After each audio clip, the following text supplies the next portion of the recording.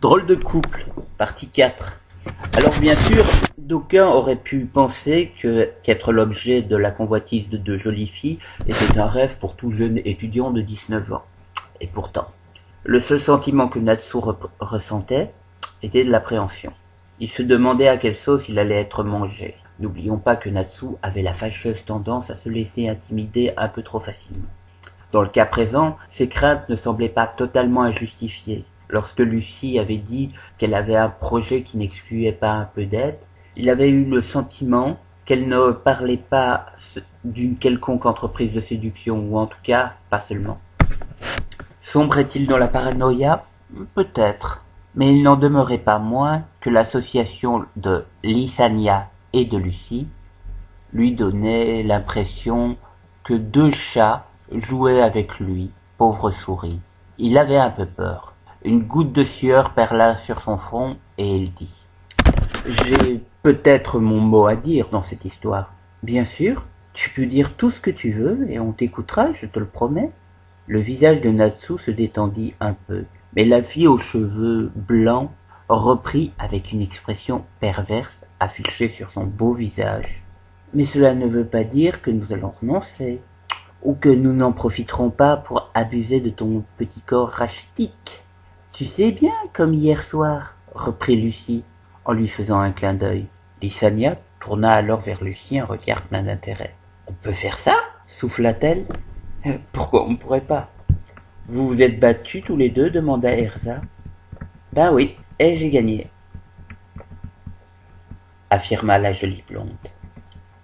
Les représentants de la gente masculine se moquèrent du garçon. Ah! Il s'est fait maîtriser par une fille, ricana Gray.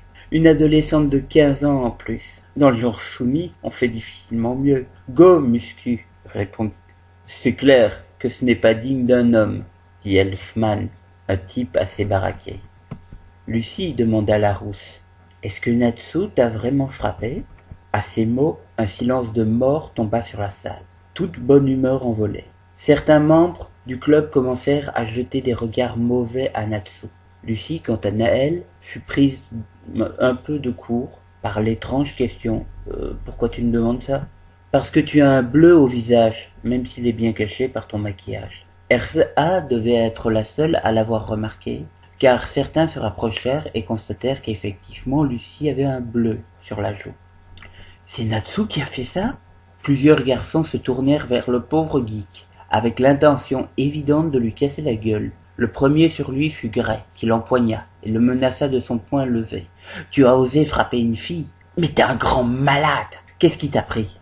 Natsu, qui ainsi menacé injustement, ne répondit pas.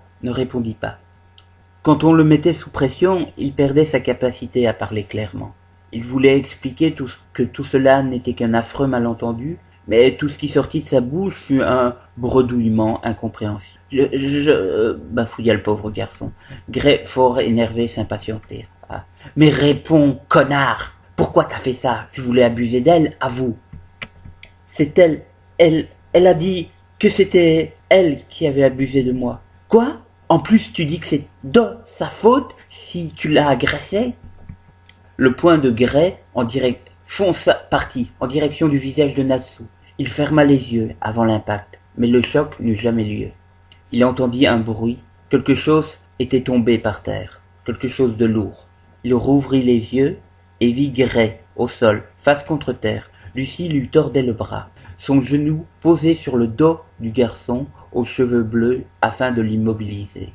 « Maintenant, on se calme, » dit l'adolescente. « Natsu ne m'a pas frappé, alors écoutez ce qui s'est passé avant de tirer des conclusions tout seul dans votre coin. » Elle leur raconta alors ce qui s'était passé la veille. Il y eut un certain sourire quand elle commença à expliquer que c'est elle qui avait foutu son ex à la porte et qui, du coup, avait sauvé Natsu.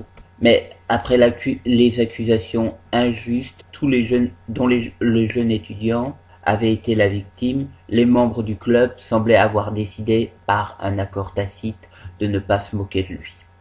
Erza hocha la tête. Tout s'explique. Je me disais aussi que ce n'était pas le genre de Natsu d'agresser une fille. Mais pourquoi as-tu dit que tu avais abusé de lui? Oh, Ça, fit-elle, avec un sourire en direction de Natsu. En fait, s'il n'avait pas détourné l'attention de mon ex, les choses auraient mal tourné. Et donc, pour le remercier, je lui ai donné un baiser. C'est tout, répliqua Alicia Nia. C'est ça que t'appelles abuser d'un garçon? J'avoue que je suis un peu déçu. Si j'avais abusé de tous les mecs que j'embrasse. Ça l'est, la coupa Lucie. Si tu renverses un garçon sur une table et que tu le maîtrises avant de l'embrasser.